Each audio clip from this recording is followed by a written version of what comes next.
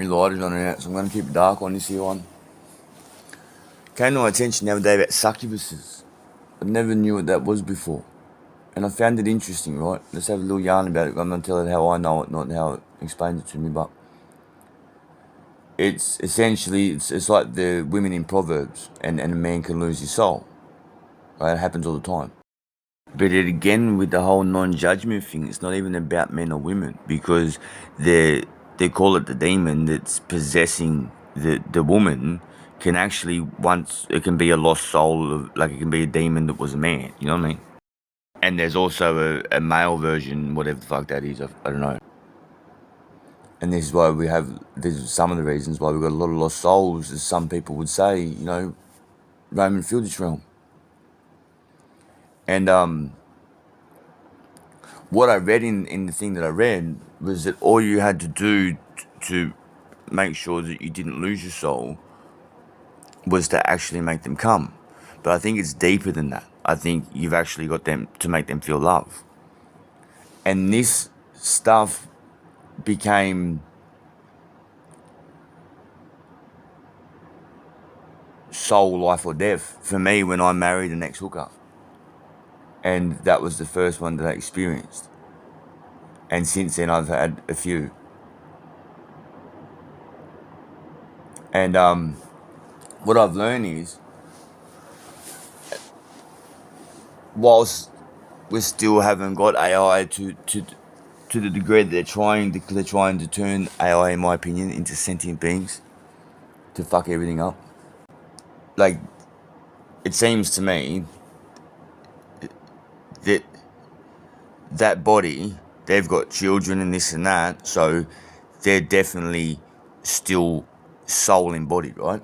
Even if they were what's called perfectly possessed, I'd still have a crack at it. And so what actually, it turns out, happens, and this is where you got to fucking commit life or death again, because what actually happens is you then go to war for love without even being aware of it. I wasn't even aware of this shit. And you'll see it play out in your experience. You'll see your energy get drained. You'll see your personal power will be taken from your life.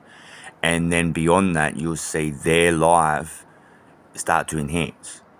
You'll see karma getting paid throughout their family line. Just like with a normal exorcism, it's the same thing.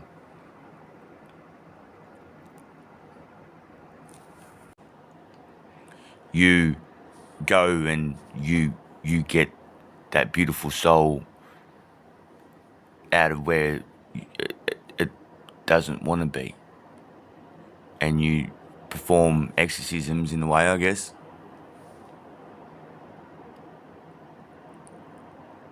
Interesting, eh? What's interesting about the whole proverb situation is, number one, is the fact that King David wrote that, and that's really interesting given his stories and the experiences he had with his weaknesses and how he got his best friend killed and this and that. And but I swear to it, everything happens for us, not to us. This is my calling. And no, sexual healing is not my calling. That's not, fuck that. That's a game you don't want to play unless you called to that path and it was the way it was. There's beyond that. There's beyond the beyond. And I guess the biggest difference that I've found so far with how I view it as an exorcism, how I view exorcisms now, is like, why would you take a demon to heaven? You know what I mean? Like, why would you do that? It doesn't make sense. You've got to make friends on both sides of the fence. I don't see anything as a war externally. I've found that it's just a matter of learning. Even as I'm speaking here now, I believe I'm speaking to spirits. I'm on land right now that is, again, another town of a massacre site, indigenous massacre site. There's no indigenous murals around or fucking this or that.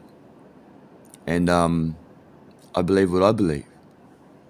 And it really is just follow the path.